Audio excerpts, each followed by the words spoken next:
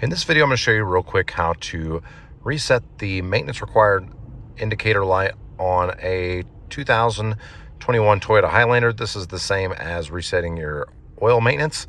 What you're going to do is you're going to use this directional pad here, and you're going to use it to navigate through the menu using the left and right.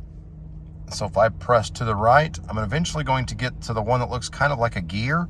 You're going to then press the down arrow button until you get to vehicle settings.